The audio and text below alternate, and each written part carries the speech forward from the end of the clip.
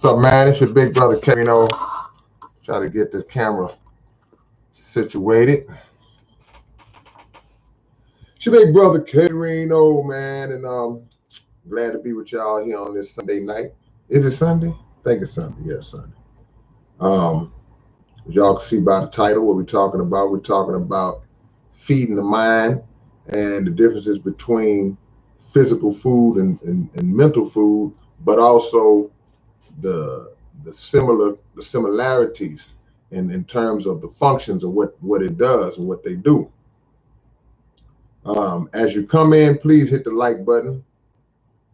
Please hit the like button as you come in. And we're going to talk about it, man. We're going to talk about feeding the mind tonight, man, because that is the most important element to maximizing yourself, maximizing your potential, to feed the mind. And based on what you feed it and based on what you nourish it with, that will determine your level of success and your level of power. Just like with physical food. With physical food, if you're eating a bunch of junk, if you're eating a bunch of sweets, a bunch of sugar, a bunch of food with chemicals and toxins, a bunch of GMO, a bunch of artificial foods and crap in it, then it reduces the body's ability to function at maximum capacity. Well, we all know it's the same with mental food. The things that we allow to come into our minds, if it's negative, it reduces our mind's ability to think at a maximum level. If we always entertaining gossip, we always entertaining negativity, we always watching stupid shows on TV, we always listening to music that the lyrics are degenerative, and that's all we consume ourselves with, then what happens is we become what we consume.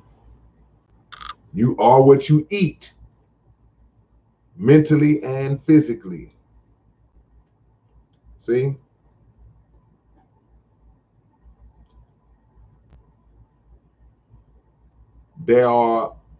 All food is not created equal. All food does not have the same function. Just like if we take a book, that book, and you're getting ready to read that book is a form of food, but it's mental food. So before you even open that book for the first time, it's the same thing as having a plate of actual food in front of you and you haven't started eating it yet. The same way you have a plate of food in front of you and you look down and say, ooh, I'm getting ready to tie this up. I'm getting ready to go hard. You see what's on the plate. You already know what it tastes like. Or even if you don't know what it tastes like, it may be something you never had before, but you have it in your mind. It looks good. It smells good. It's hot. And you already have an idea of how you're going to feel about it once you take it in. It's the same thing that people do with certain bodies of knowledge, with certain books. You're excited before you even start reading it. Same thing we do with certain forms of music. You got a CD. You might have a K-Rino album. And before you even get it, you're like, oh man, I'm excited. I hope it's jamming. I hope it got something on there that I like or that can feed me. But if it don't, then it doesn't interact with your system properly. Or if it's something that's against what you subscribe to mentally, then it's hard for you to do what? It's hard for you to digest it. Mentally digest it. Just like when you eat some physical food, and it doesn't agree with you, now you're sick, you're throwing up, or it makes you constipated, or it's hard to digest, it was hard on you, gives you heartburn, acid indigestion, things of that nature. There's a correlation between the physical food and the mental food, whether it be good or whether it be bad, because it's not the same. You don't get nourishment, you don't get proper nourishment from eating donuts every day. You can't eat 9 laters for breakfast, lunch, and dinner. You can't drink alcohol all day, every day. Some people do. But eventually, it catches up. Eventually, the organs that are responsible for fighting off the toxins that are in the foods and the drinks that we consume, eventually those organs become so overworked, so overrun in trying to fight it off, that they start to get weak, and eventually they fail. And when they start failing, you start failing. You get sick. It's the same thing with the mind. The more nonsense that we pour into our mind, the sicker we become. Because we start to become that which we consume. So people say, well, man, why are the young people doing this? Why are the young people acting this way? Why? I say, why is everybody acting? The old people, the young people, and everything in between, is because we are becoming products of the things that we ingest. We're becoming products of that. Y'all hit the like button as y'all come in, man. We talk about feeding the mind. What are some of the things that we should do to properly feed our minds? Y'all can feel free to put some of that in the chat. And the bigger question is, why should we feed our mind in the first place? Why should we even do it? Why should we even feed the mind in the first place? What do you mean feed the mind? Why does the mind need to be fed? If you had a mansion, a giant mansion, right? Mansion got 30 rooms, 25, 30 rooms, 10 bathrooms, 3 kitchens, just big spacious mansion. But all you got in that mansion is 2 couches. You got a couch in one room and a couch in a little den, and that's it. You don't have a bed. You don't have any other types of furniture. Then there's a void. There's a void in that house. It's a spacious void. It's empty. It's not being maxed out. The potential of the house is not being maxed out. The house is beautiful on the outside. People pull up to your house, you invite them in, and there's nowhere to sit. You don't even have a refrigerator in the house. It's just a big empty house that's unfurnished. So to not feed the mind is like having a giant mansion with no furniture in it. You have to furnish your house. You got to furnish your house. You have to make sure that you put things into your mind that fill it, that make it. See, you can see the mansion. The mansion is a house, not even a mansion. Wherever you live right now, your apartment, your house, your home, whatever the case, a trailer home, whatever it is, that's your house. But what makes it a home are the things that bring you comfort while you're in the house. Y'all feel what I'm saying? That's why I was trying to go with this. What makes it a home are the things that bring you comfort while you're in the house. And I'm not talking about being materialistic. That's not what I mean. I mean that it's a big difference living in a house that has a comfortable, nice bed that you can lay on compared to a house that you're sleeping on the floor. So to add elements into your mind that make you better also allows you to make other people better. It brings you that development, it brings you that growth, and it allows you to max out in who you are.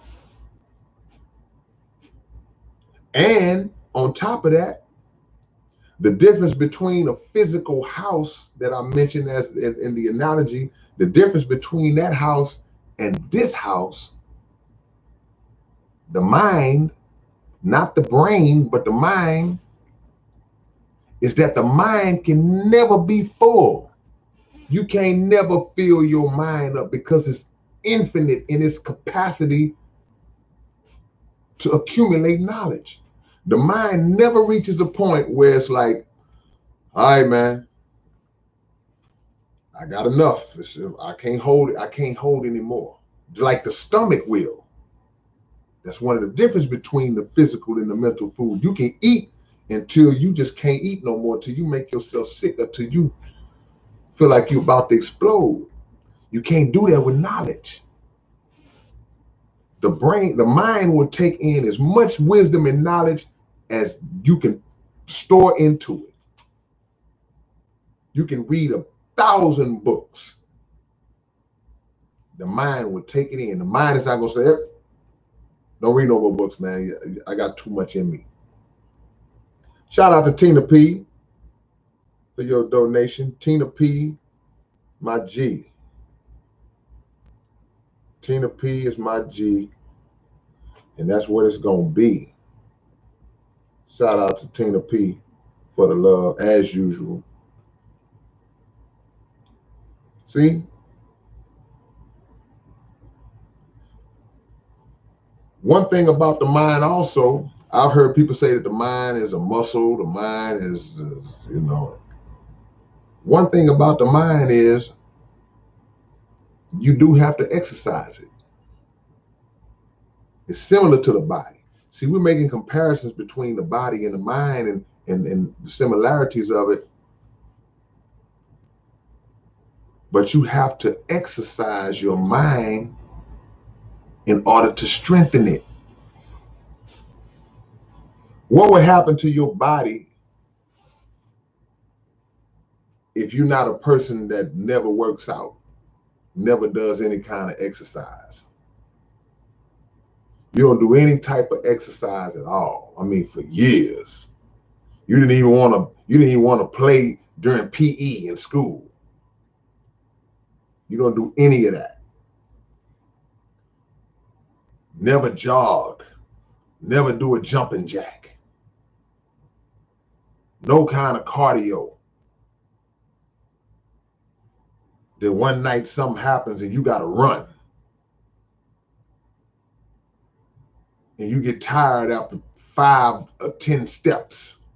But 5 or 10 steps is not enough and you got to keep running. What happens when you don't train the body to build up its endurance? See? We know what happens. We steady eat. And because your body is not being utilized to where it's even burning off some of the negative things that we put in it, we're not even fighting it off. We're not even sweating out toxins. We're not even burning fat. We're not doing none of that. Then the accumulation comes and you start to get sick. You start to physically get sick. If you don't exercise your mind, You don't add nothing to it. You don't put anything in your brain, anything in your mind, no knowledge, never growing, never trying to enhance your intellectual prowess. You never do anything on that level. Your mind becomes dull and dry. You're not sharp. You get locked into a stagnated state because the knowledge that you had and that you accumulated 10, 15, 20 years ago, you still on that. You're still on that. You haven't advanced at all. And if you're somebody who or you're in a field that requires you to be creative, you can't grow. You're going to still be back there. While the people around you are growing, they're getting better, they're becoming more creative, they're being more innovative, they're coming up with better ideas, they're being more original, they're advancing. You're not advanced, you're not growing because you're not exercising and feeding your mind. See? The mind can take on as much as you give it, but the problem is it can take on as much bad as you give it. It can take on as much negativity as you allow it to take on, to a certain extent, though. Because guess what? The problem with taking in too much negativity is that our thoughts shape our actions. Our thoughts shape our actions, and by the fact that our thoughts shape our actions, when the thoughts are negative, then the actions become negative, and that starts to affect the physical. Now you start doing things that'll get you in bad situations physically. Now you start taking in things that bring stress to the mind. So now the negative mental aspects start to have an effect on the physical. So now you start to have stress and strokes and hypertension, and you start to go through those types of scenarios, mental effect in the physical. See? And if you have been in a pattern for years where you've been feeding your mind garbage, you've been feeding your mind BS for years and years and years to where that has just become the norm to you, then guess what? Whenever you reach a point where you're ready to reverse that, it can be done. Absolutely can be done, and it should be done, but it's going to be hard to do. It's going to be hard to do because you got to clear out all of the other stuff. You got to clear out the trash.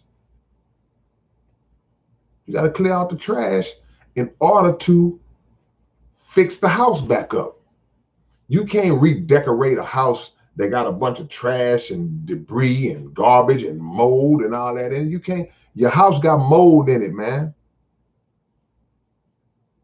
If it's mold in it, you got to tear the walls out. You got to do you got to gut the house. You got to gut that whole house out in order to refurbish that house.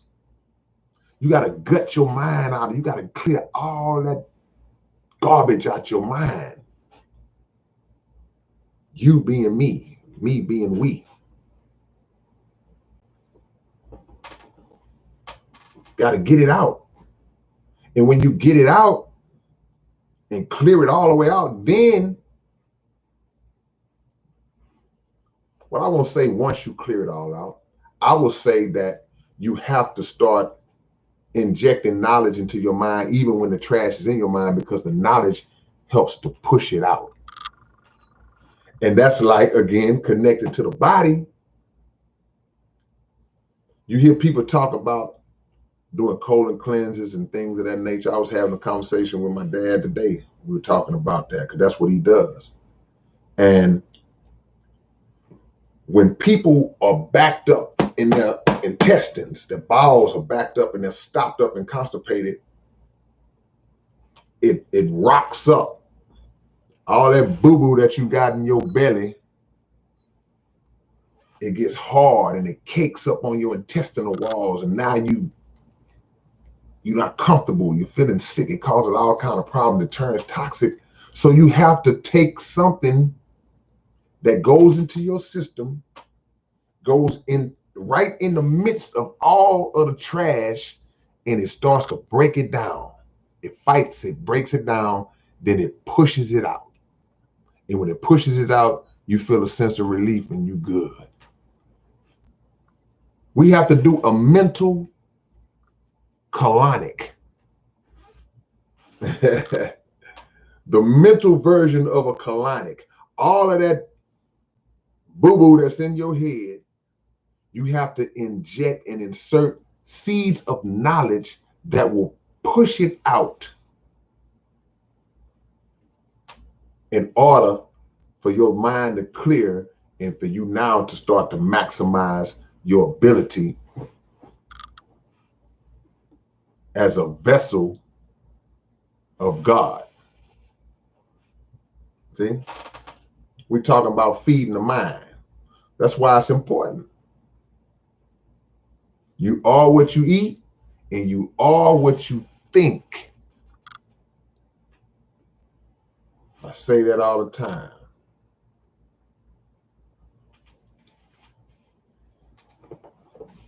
Tina P said, not push it out, break it down and filter. You're absolutely right. Thank you for that correction.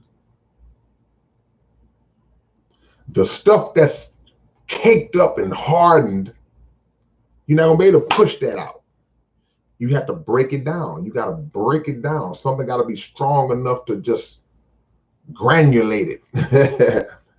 And then it passes through a little more easier. Now, when in its normal state, it can be pushed out because it hasn't reached the point where it's just solid like that. Let me see what y'all talking about, man. CC Forever, great point, says the educational system needs to do this. And that takes it to another point, because as I'm speaking as us as individuals and our vessels and our minds and as individuals, the same rules apply to systems.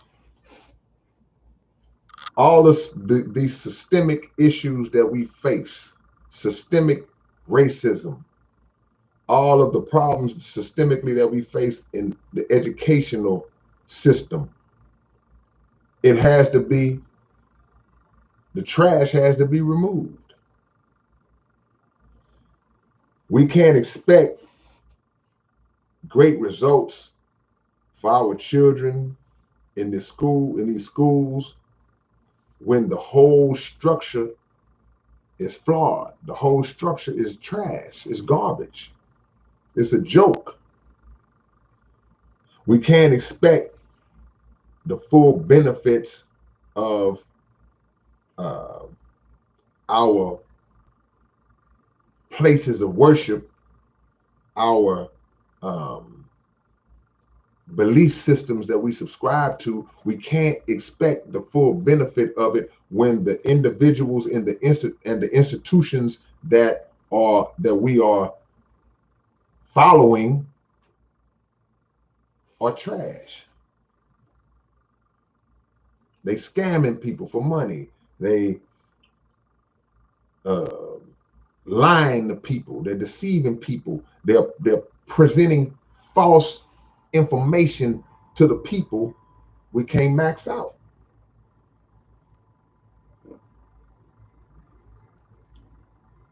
Coach Harp, let me see what you're saying, Coach. Do you think the fact that we read books on electronic devices these days don't affect us as deeply as it would physically reading a book? I'm gonna tell you my take on that, Coach. I'm just of the belief that, now when you say reading books on electronic device, To me, reading is reading. So if I'm reading a book, on reading something on an electronic device, I'm still reading it as it's compared to just reading in an actual book. I believe in that process. I believe in that process of opening the book, seeing the words with your eyes, reading them, processing it, taking it in, getting something out of it. Hold on, I didn't understand that part. Go back, read it again, studying it, underlining parts, highlighting parts. Your books are supposed to look like they've been through hell and high water. When you got a good book with a bunch of good information in it, your books are supposed to look beat up and like they've been through something, because you've been working the hell out them books, reading them and flipping them pages and bending it and writing in it and going back over it over and over again. If your book look all pristine and new and you've been had the book 8 years, you're just getting books just to be getting them. But to your point, physically reading is physically reading, whether it's on a book or whether it's on a device, in my opinion. Now, the audio books, because a lot of people say, man, well, I like to read the audio books. Some people drive, some people are doing other things and they're not able to sit down, and I understand that.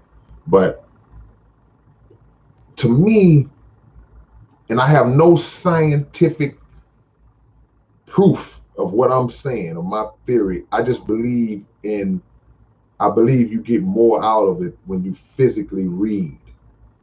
Just like I believe you get more out of it. It's more of a mental exercise when you physically write with pen and paper. See, so like we talk about with the rappers, you know, I crack jokes on the rappers who read off their phone and, you know, and do it like that.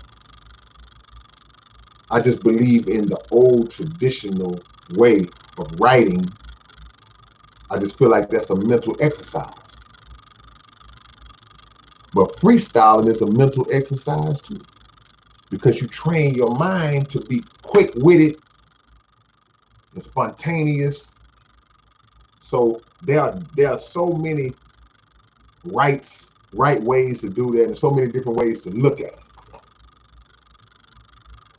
But I understand what you're saying. Let's see who I missed. We talk about feeding the mind, man. We talking about feeding the mind. Have devices, have these electronic devices, have they made us lazy to an extent? Have they made us lazy to an extent? Of course, there are elements of technology that we absolutely need to utilize. We would be ignorant to stay in the freaking Stone Age, or to keep ourselves in a place where there's no advancement, where we can work smarter instead of harder. But is it a balance? See, GPS comes in handy. People are laughing at me all day. Man, GPS, like, GPS comes in handy. But is there an element of it that kind of makes us just kind of lazy? Because 25 years ago, how were people able to find where they were going? But it's not 25 years ago. You have to advance with the times. But there are some devices that have made us lazy. I will say that. Let me see what Christopher Lee got to say. He's speaking on that stuff.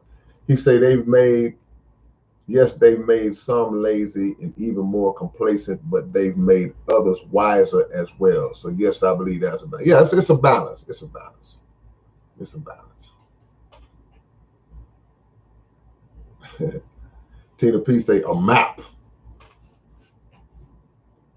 A lot of people can't read a map. I'm one of them. Can't read no map. But that's how we used to do back in the days. See? Less distraction with real books, I'm assuming. Setting the mood for undivided attention. OG Critic said that. You know, I'm going to tell you something about a book, about reading a book. Reading a book, your focus kicks in when you read that book. Reading a book is a form of self-discipline. To make yourself sit down, open the book and read, that's a form of self-discipline. And the way I know that I haven't been reading, see, I always know when I ain't been reading like I should be reading. Because when I start back reading, I get sleepy right when I picked up the book. That's messed up.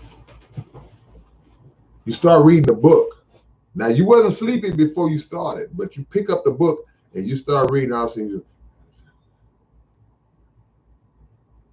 start dozing off. Like, what's wrong with you?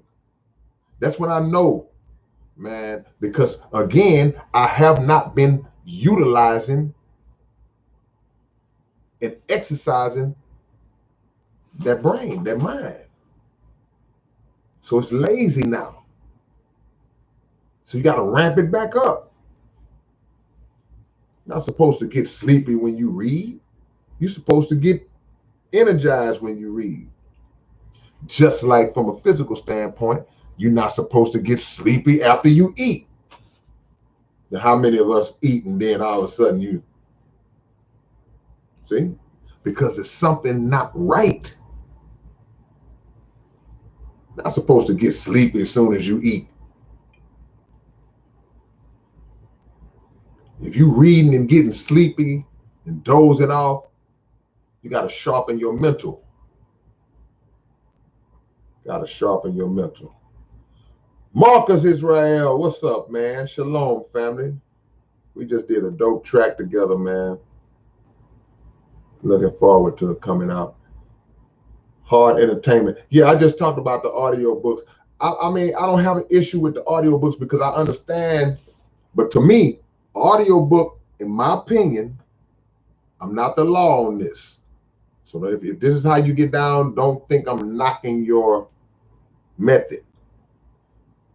I feel like an audio book is like, should be for like, if you just can't use your hands. Like I say, you're driving or you're in a situation where you're moving around, you may be cleaning the house or something and you want to get it in. But if you are able to crack open the book the traditional way, I believe that is more of a mental exercise than just sitting listening. Because those eyes are not moving. Those eyes are not moving. You're not turning those pages. You're not really necessarily processing with an audio book because, again, if you're using that audio book because you're doing something else that you can't hold your hand, then you're distracted anyway. So you might not process it 100%. But I understand that there are scenarios where you got to use the audio book. OT say I get sleepy watching movies, but not with books.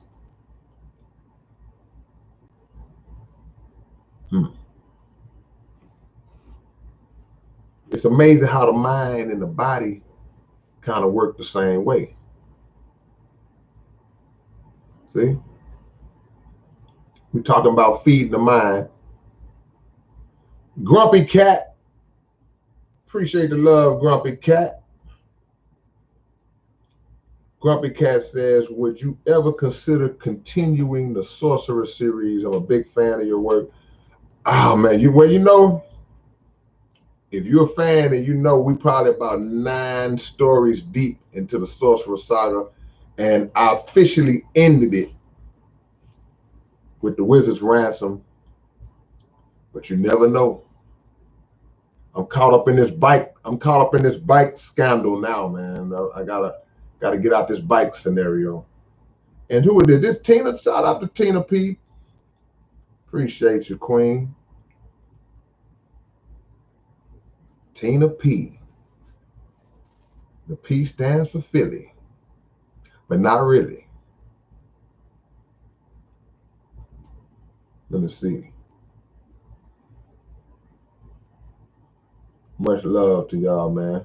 Hit the like button if you haven't already. I want the likes to equal the amount of people that's in the room. I see how a few of y'all are in here, but the likes are lower than the members in the room. So let's at least equal that out. Yeah. Miles Mechanic on the way down.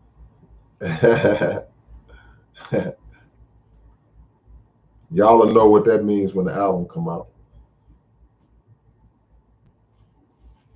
Designer Rap Music, what up, man? My brother, the infamous Jade to the Walker. We talking about feeding the mind tonight, man. When you feed the mind the proper nutrients with the proper information, it transforms you.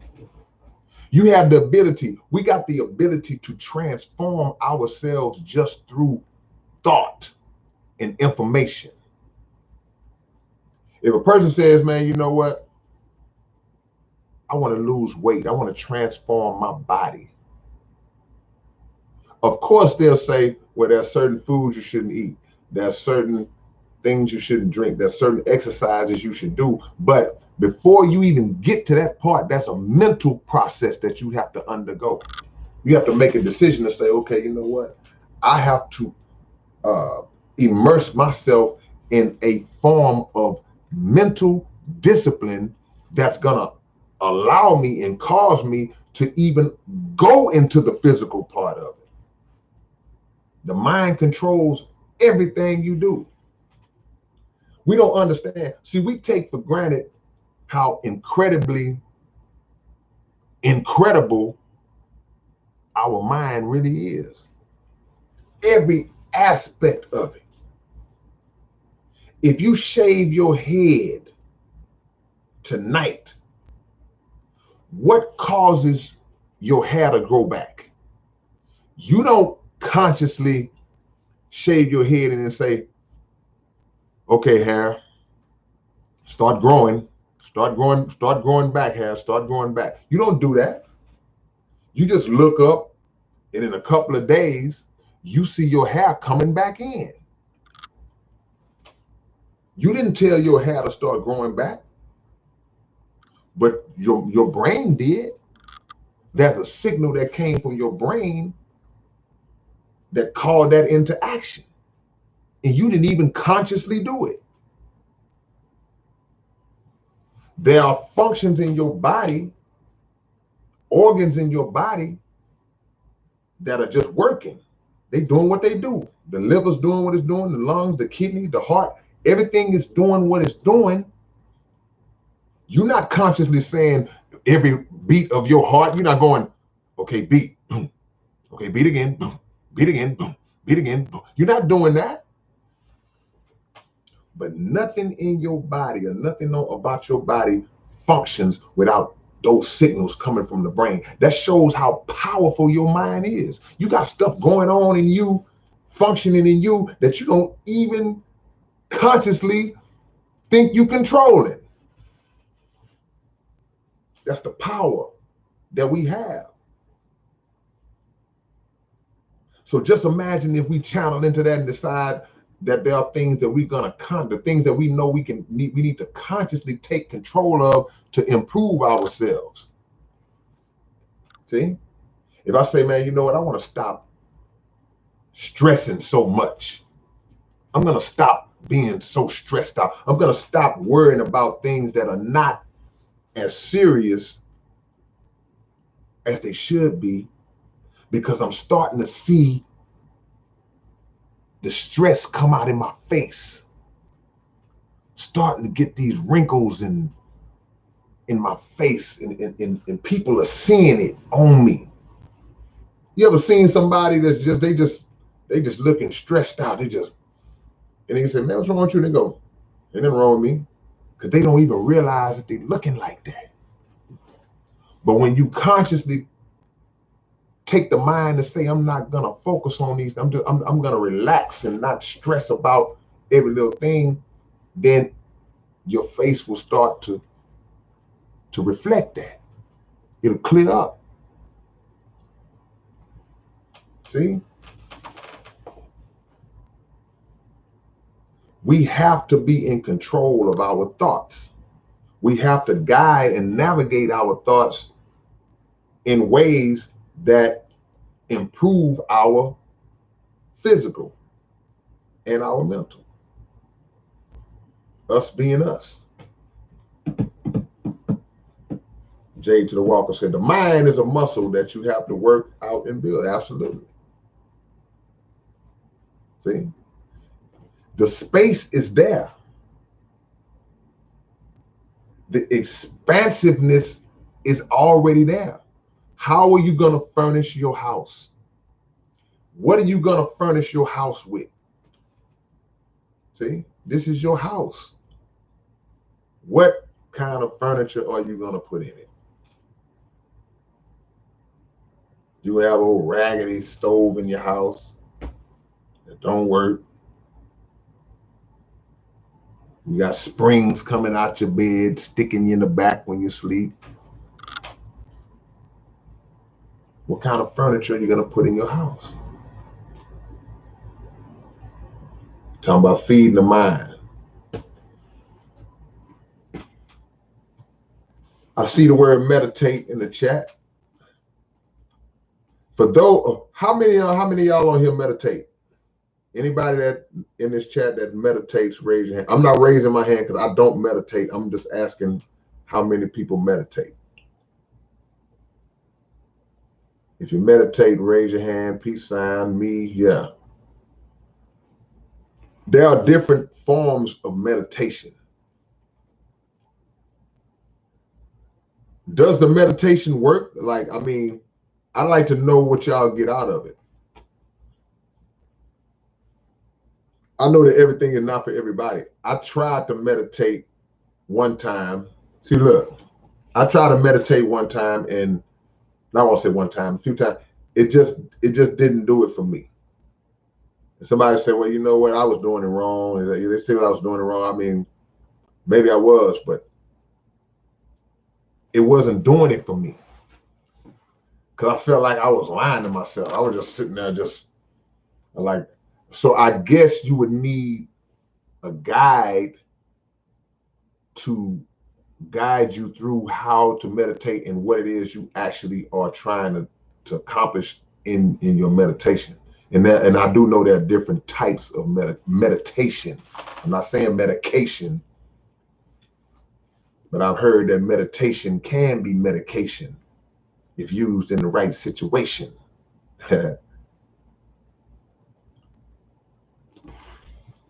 Dollar bill, y'all. He says meditating is, for me, is praying. And people say that meditating, that when they speak to God, that's a form of meditation. But other people are speaking from the term of like, they're just housed within themselves. Like, I'm just in my zone, in my universe, in my world, trying to reach a higher level of self and a higher level of consciousness. I believe in that because I know the mind can do that. The mind can do that. See?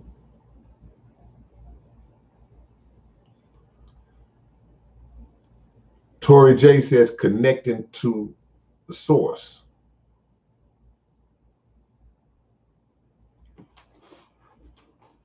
We talking about feeding the mind, man. Why is it important to feed the mind?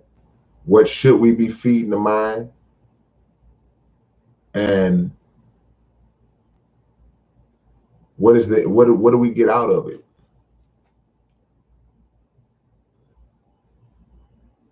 See, Cogs just said something too that I see a lot of people do. He says that I sit out in nature and watch the animals. Now I'm gonna tell you, that's deep. because I know people that do that. I know people that go out in nature and they want to connect with nature. And I'm of the belief, because I don't have time to always do it, but I like to do that myself. And it's not necessarily going into the woods, or sometimes it's about just, if you're just outside, you can be at the park. You can observe the trees. You can observe the squirrels and how they interact. You can look at ants crawling on the ground.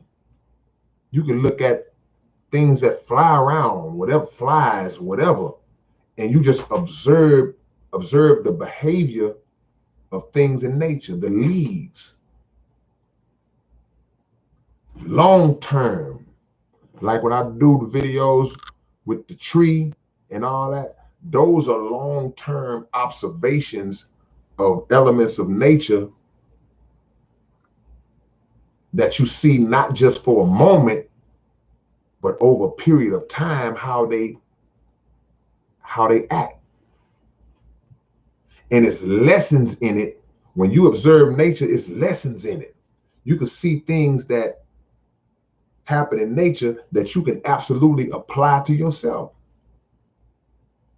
Look how them squirrels did that, man. Wow, that's crazy, man. Look at them cats. Look at them dogs. Look how they did that. See? Look at those birds. You ever seen birds flying just synchronized in unison? They like of the same mind. They just, my hand is a flock of birds, and they flying like this, and all of a sudden they all at the same time they shoot up, and they shoot back down, and they are like in unison. They know exactly where to go, but they're birds. They're not speaking English, but they have a language. They have a form of communication, and the animals are more in tune to their own nature than we are, because we got too much intelligence. We too smart for our own good. But ain't nothing like seeing them birds, hundreds of them, flying in a flock in perfect harmony, perfect uniformity. How do they know? See? Fish do the same thing. Why can't we do it? Can't get 5 of us in the room without an argument breaking out. What up, Smooth from Australia? Let me know where y'all at, man. It's that time of the day where I like to know y'all locations. Tell me where you at. Shout out your city, shout out your state, shout out your country. Shout out your hood. Cece says, I look at nature as God. Is that a bad thing? No, it's not a bad thing to look at nature as God, because God is the author of nature. And anything that is of good is God. The word God comes from the word good. So he's the creator of nature. He's the creator of nature as it relates to what we see around us, the trees, the clouds, Tina, the butterflies. But he's also the author of our nature, which is an essence that's placed in us, an innate essence that's placed in us. So you're right. God is nature. See where y'all at. We got Canada up in here. We got Georgetown, South Carolina, upstate New York, Robeson County, Lumberton, North Carolina. We got San Diego. Anybody in here from Louisiana? Chase is in Houston. What's up, Chase? Real quick commercial. We will be in Opelousas, Louisiana next weekend, next Saturday. Me and the homie Point Blank and the homie Murder One. We were just in Corpus Christi yesterday. Shout out to everybody in Corpus who came out and showed some love at the meet and greet that we had in Corpus Christi. If you want us to come to your city, we don't mind coming. Just make sure we got somebody to come to. We can't just come for just you. Like, we know you a fan. We love you. But make sure you can round up some of your folks to come out and show some love. We'll be in Opelousas, Louisiana. Anybody in Louisiana that's close to Opelousas, come mess with us next Saturday. I'll make a video with all the information real soon. Matt Ramian says, do you believe that we are capable of using more than 10% of our brains like they say we do? That's a great question, man. It's always been stated that we only use 10% of our brain. I've heard different theories on that. I've heard that us regular folks only use 6-7% of our brain, and that the people that are referred to as so-called geniuses use the 10%. So to be a genius, it's said that a genius who is on a higher level of intellectual ability uses 10%. This is what I heard. But I've also heard other conflicting arguments too, to say, well, that whole thing is nonsense, and but I do believe that there are areas of the brain and percentages of the brain that we're not tapped into. I know this to be factual. So now I'll speak from what the Honorable Elijah Muhammad teaches. When you talk about the 5 senses, we all grew up in school learning about the 5 senses. The 5 senses were what? Sight, hearing, smell, taste, and touch. I can't even believe I remember that. But those are the so-called 5 senses, right? But according to the Honorable Elijah Muhammad, there are 2 that they don't talk about. And I hope I can remember these 2. One is telekinesis. And telekinesis is the ability to move objects with your mind. Telekinesis is the ability to, if these lokes are sitting on a table and I don't feel like getting up to get them, I have the ability in my mind to make them raise up and float and come over to me. That's an ability that we have.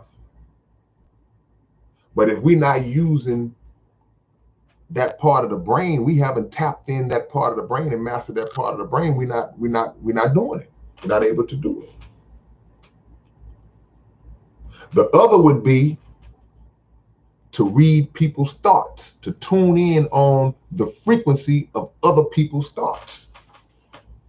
See, that would be another aspect that you got to really be a disciplined individual and a righteous individual if you have that ability. Because the thoughts of man and woman are like what the Honorable Elijah Muhammad taught, the radio in the head. He taught that Jesus of 2,000 years ago had the power called the radio in the head. And that was his ability to know what you was thinking. We have that ability. Some people tap into it lightly. Some people would tap into, they have the ability at times to go into the minds of other people and tune in on the frequency. So it's called a radio in the head because just like a radio, back in the days when you turn the dial to find the station that you're looking for, in between those stations, when you turn it, you hit a little noise and you turn it until you land on the station. So it's man, we're looking for 92.8. When you hit 92.8, you have arrived at the frequency that 92.8 operates on. So our minds have the ability to turn the dial in another person's mind and land on the frequency of that particular thought. And in that realm, you can say, oh, I know what he's thinking about me. See? This is why, again, this is why I love the Honorable Elijah Muhammad. This is why he taught that Jesus was able to outmaneuver his enemies, because he already knew, oh, they're getting ready to come for me. Oh, they think I'm going to be over here. Oh, okay, they're getting ready to go over there looking for me. I'm going to go over here. See? So those are senses that don't get talked about because the average person is not locked in on those senses. You see? This is how powerful your mind is and you don't even know it. This is why it's sad when we see our people in their lowest state. If you see a drug addict, if you see somebody just laying in the mud at their lowest, if you see us displaying ignorance on a level that's so beneath who we really are, because in the eyes of the Most High, he knows the potential of what we can be. He knows exactly what we can be, because why? He created us. So we've fallen short of what we really can be because we've been shaped by a world that has intentionally degenerated us. See? But what if you don't know that even happened to you? Gregory Handy said, is that the same as the gift of discernment? No, it's not the same.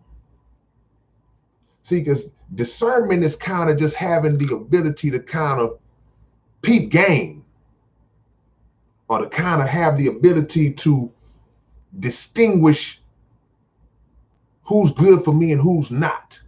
I can discern, I can use the power of discernment to know this ain't the kind of person that I really want to affiliate myself with.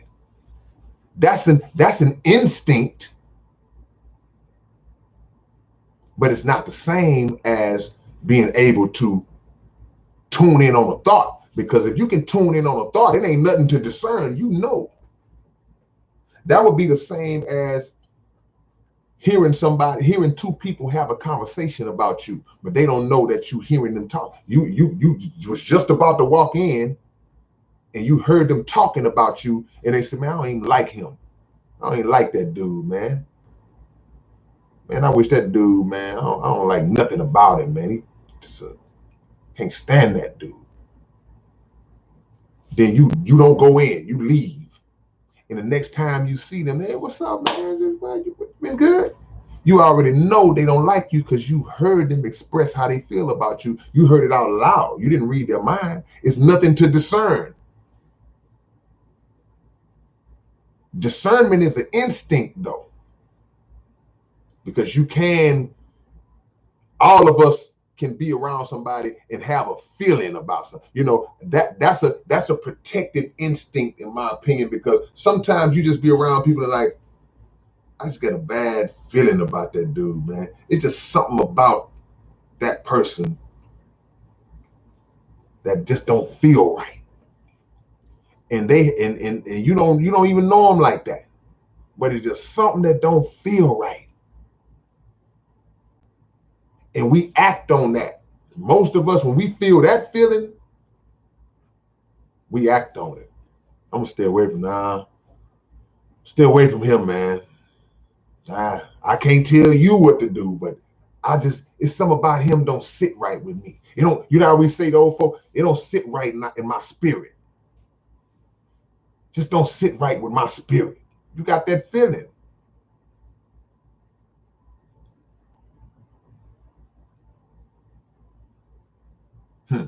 All in says, so what persona are we creating? That's what one has to ask itself. What is your persona contributing to the world? Yeah. I mean, we have to make a contribution to this world. And now the fact of the matter is that we all contribute to this world. But is the contribution a good one or is it a bad one? See? Think of the most maniacal, sick, psychopathic serial killer that ever lived, or who, it could be several of them. They made a contribution to this world. But it was an evil contribution.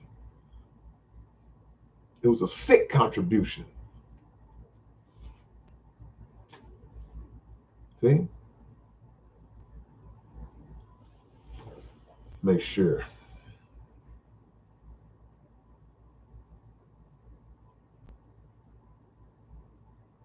Boom.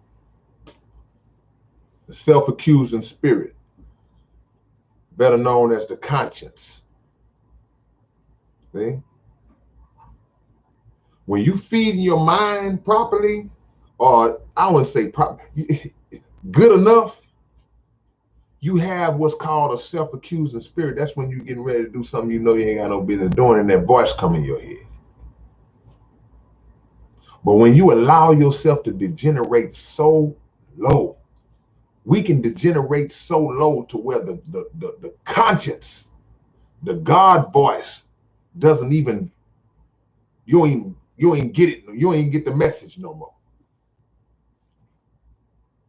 You don't even get the mental text message no more. Because you allowed yourself to lower, to become so low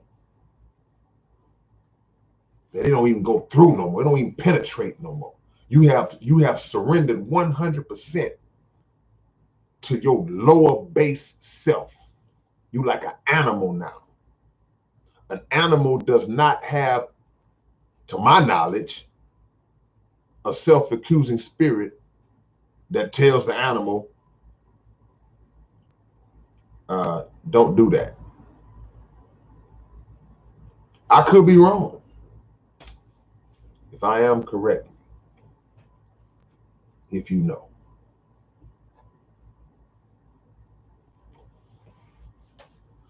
Shout out to all y'all that's on here, man. Andre Lewis says we are magnetic, so we attract good and bad energy. Let me ask y'all a question. Somebody told me this a long time ago. I want to know if y'all believe in this. People say you attract what you are. Is that true? I don't necessarily believe that. I believe that some elements of it are accurate, but people will say you attract what you are. So take somebody that might be in a relationship, okay?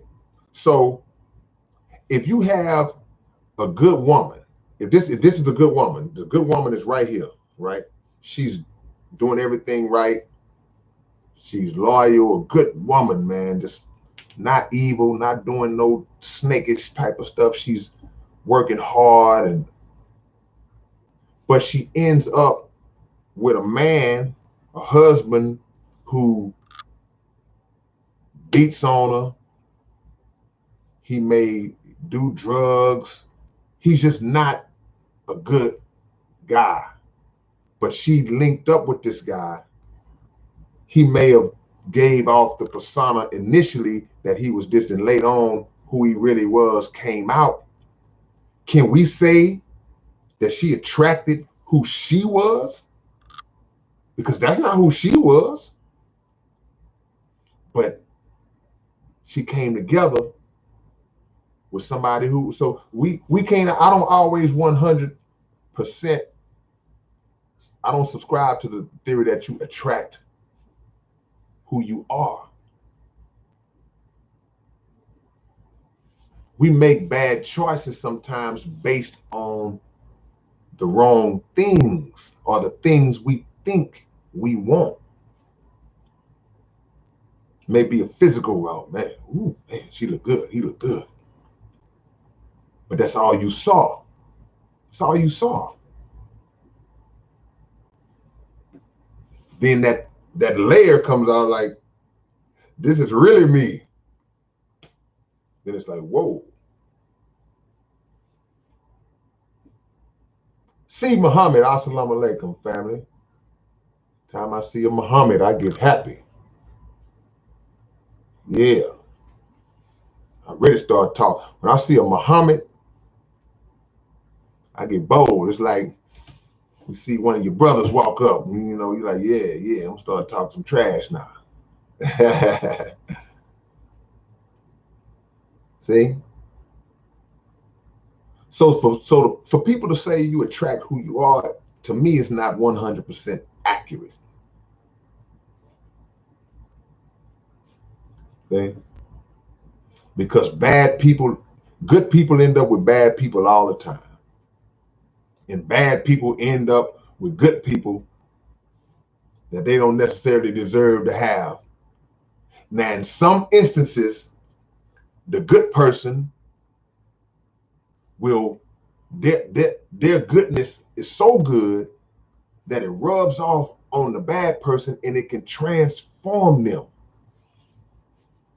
But I think that was God intervening. But in some cases, the bad person can be so bad that their bad rubs off on the good person. See? Then people say, well, that's because opposites attract. So it's all over the place. Do you really want somebody that's the opposite of you? Or do you want somebody that's like-minded to degrees? Like certain things that you would look at and say, I have to be on the same, we have to be on the same page as it relates to this, and this. It's not optional, right? Then there are other things that say, well, you know what? That's an individual thing. That's not a deal breaker for me. That's not something that makes a break. But it's other things that's like, this is not optional. See? I don't celebrate Christmas. Okay, well, I do celebrate Christmas. Okay, wait a minute, but we have children. Y'all didn't talk about that beforehand. I don't want my children to celebrate Christmas. Well, I want my children to celebrate. I want them to have a Christmas. I'm going to tell them that Santa Claus came and nope. See, now it's jacked up. We talk about feeding the mind, man. How you do it, why you do it, what's the purpose? See? Jay Stroh says can't have positive without negative. It's what powers the battery, which we call life. Yeah, I say I take the bad and the good because they feed each other. I might be tripping, but it's kind of like they need each other. hmm.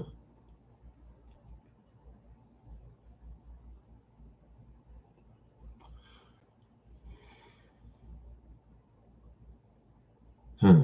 I'm reading some of y'all comments, man.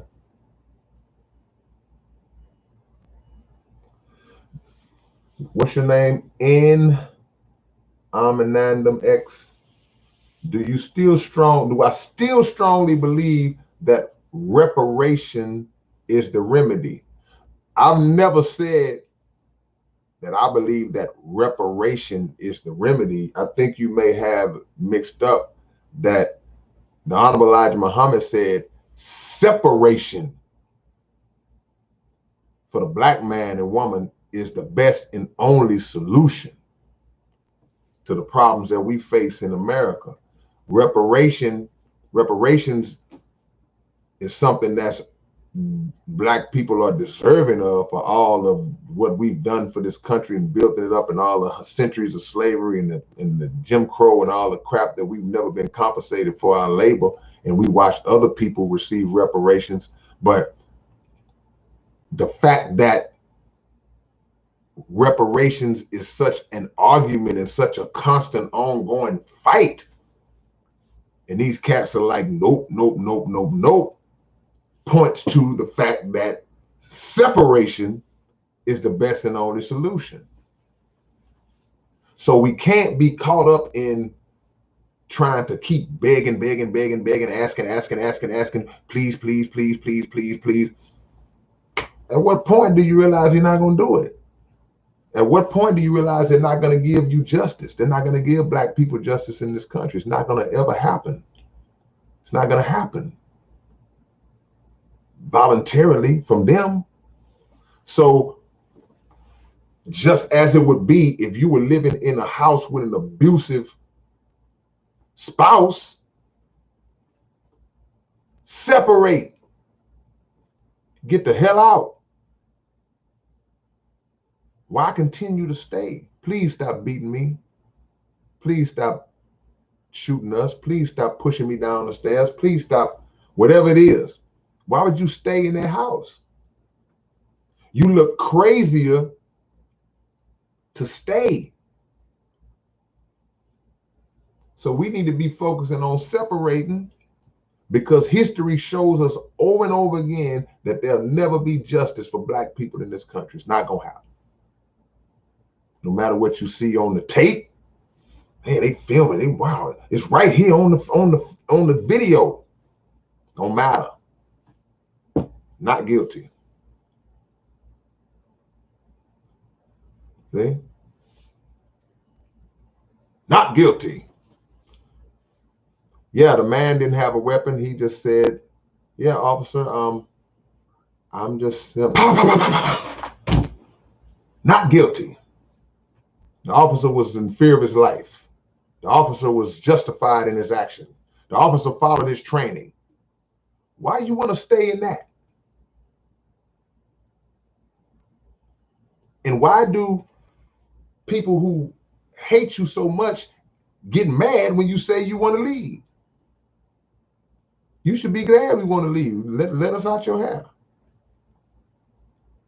But that's another subject. That's another subject. But if we feed our mind properly, then we would understand how much sense separation would make. So I got to take it back to the subject, the topic. If we feed in our mind, we would understand common sense. Common sense. People beating the hell out of you. Shooting and killing black folks like it's going out of style. But it ain't. And we following the same pattern. Let's get these signs. Let's go stand out in front of on the steps of the city hall Let's go do this march. Let's go stand and protest. Let's go beg for laws to be passed. We mad because they passed the Asian hate bill, skipped over hundreds of years of oppression and hatred towards black folks, and they went straight to the Asian protection bill. And we mad. Okay, you see again, another example. Here's what they think about you. Why are you still here, man? But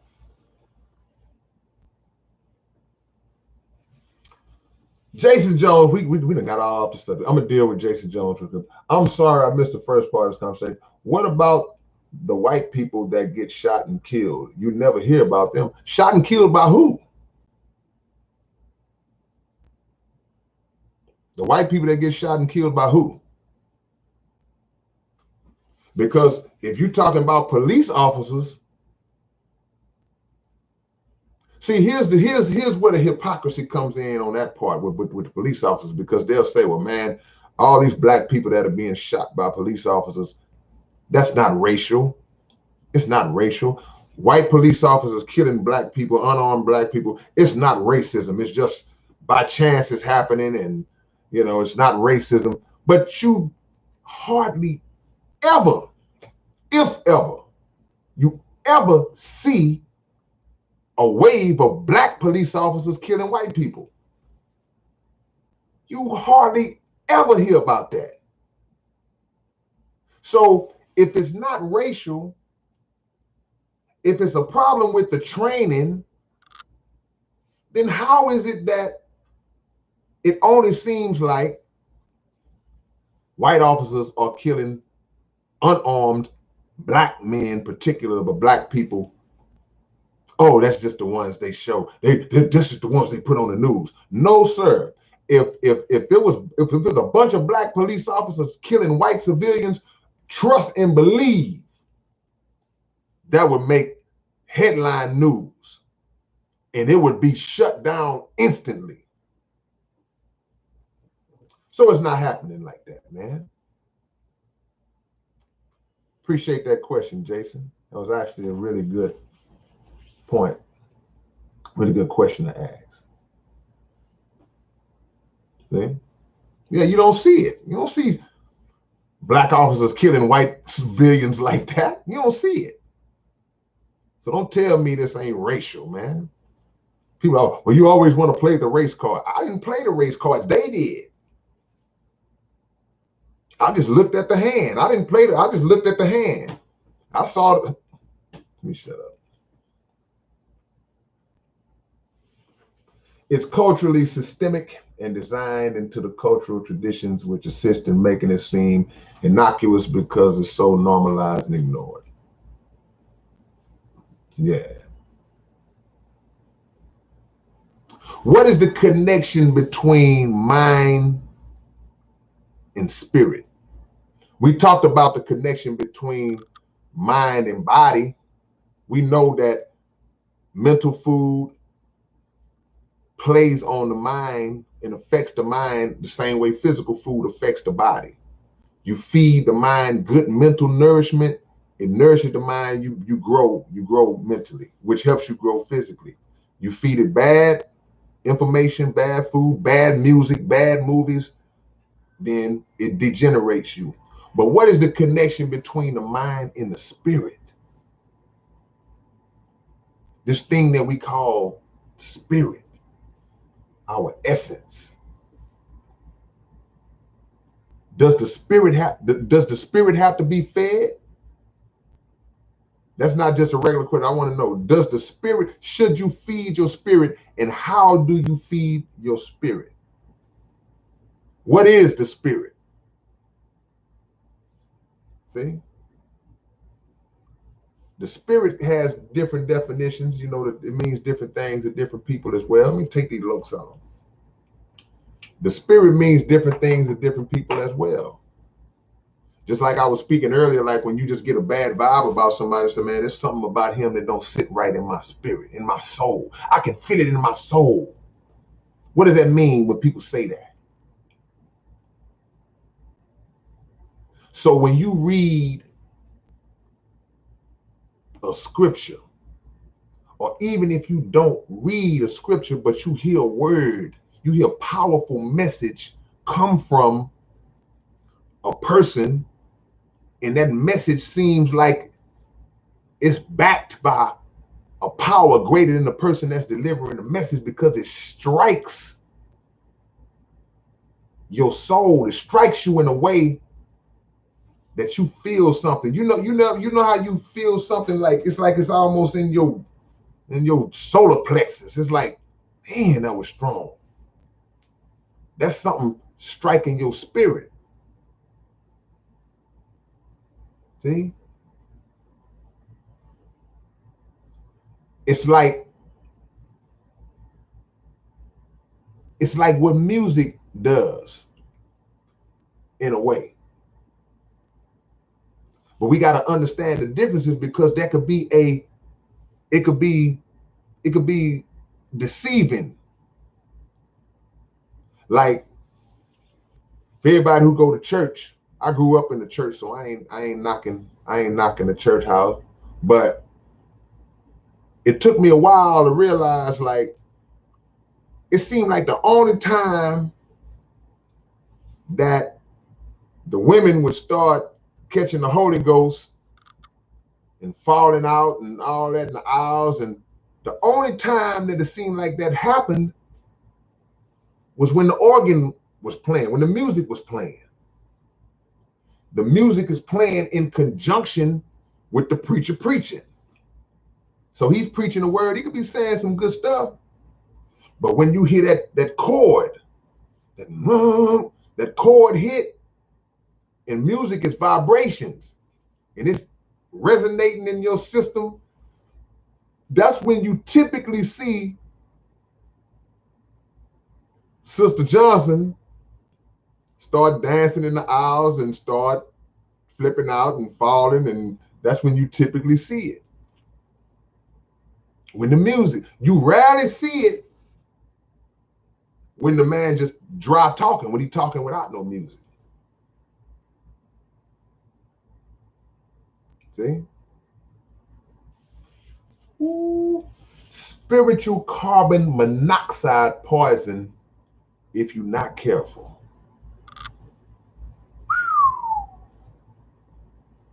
Brother Muhammad, that's strong.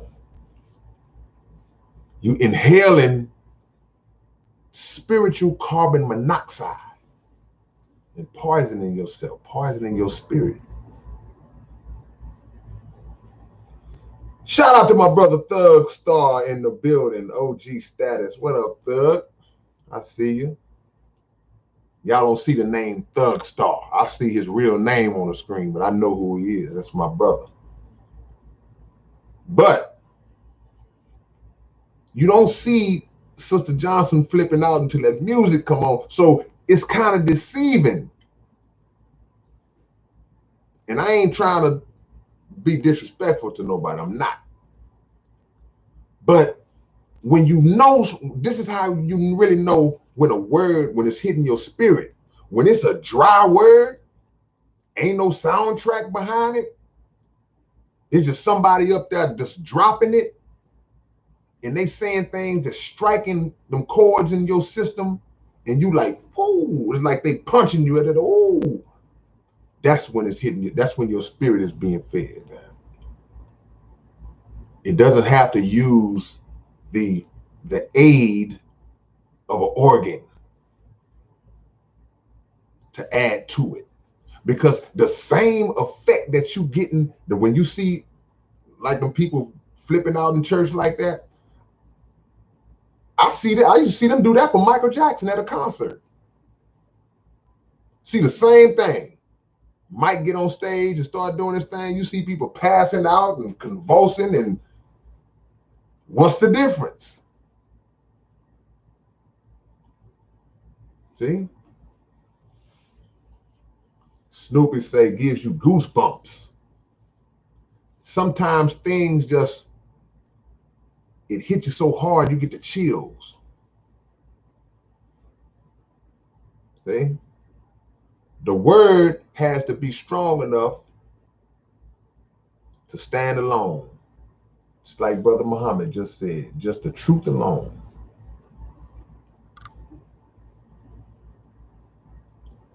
That's why I listen to Farrakhan. Just stand on the word. I ain't never heard the minister with a band behind him.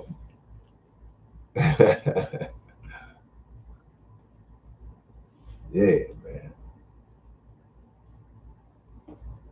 People can read poetry and it'll strike a chord. People read books that make them cry and that feed their spirit. So it feed the mind and the spirit simultaneously if it's the right kind of word, the right kind of information. It can create, it can activate dopamine in your brain. You don't have to you don't have to use a drug. The right word and the right spirit can activate dopamine. It can give you a high. It can give you a high. See? Man.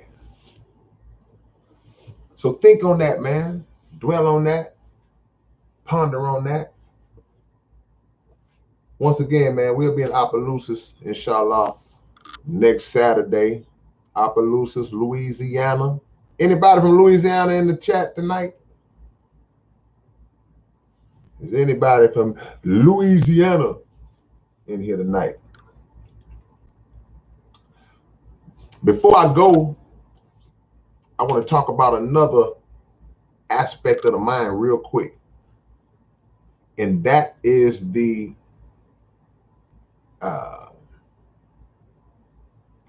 concept of speaking things into existence. I talk about that a lot. Do y'all believe in that? Let's give me a peace sign if you believe that you can actually speak things into existence. And I didn't say speak good things. I mean things, period, good or bad. Because people adopt such a negative mentality that they can actually just be so down and depressed on themselves, so down on themselves that you are constantly bringing, you're manifesting negative outcomes in your life just by the things you say you can't do.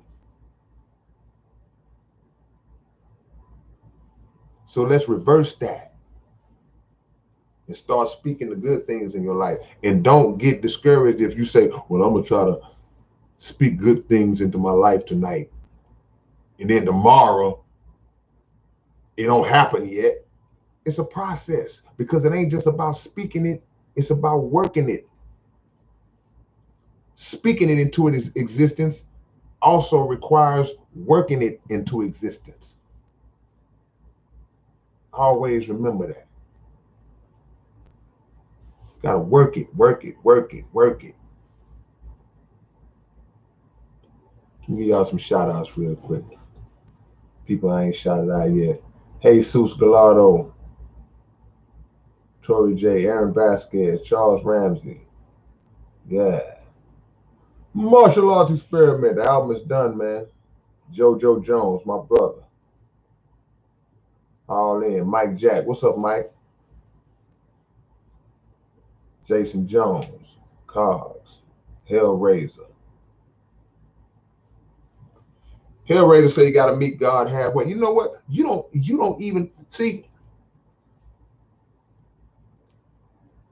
You don't even have to meet him halfway, man. You take one step towards God, he'll take two towards you. So he giving you 2 for 1.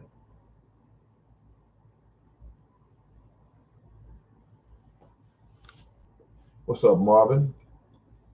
Taiwan Bright. Praise be to the God. Yeah, man.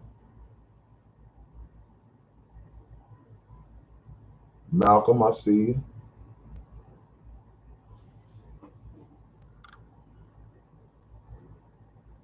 Speak it into existence, work it into existence. Use the power of your mind, man. MKL, I see you. Y'all subscribe to the channel if you haven't already. Make sure y'all are checking out all the videos I post when I be trying to get y'all this game. And y'all be ignoring it. The album is done. We'll do a little quick plug-in real quick before I go. My new album is done. If y'all didn't even know I was dropping a new album, it's finished. It's called A Blessing in the Burden. It will be out, I want to say, in about 3 weeks. So we'll be taking pre-orders and all that real soon. But the album will be out in about 3 weeks. And I got a lot of real life stuff on this album, man. You know, I gave y'all what y'all like to, but please be sure to support the album.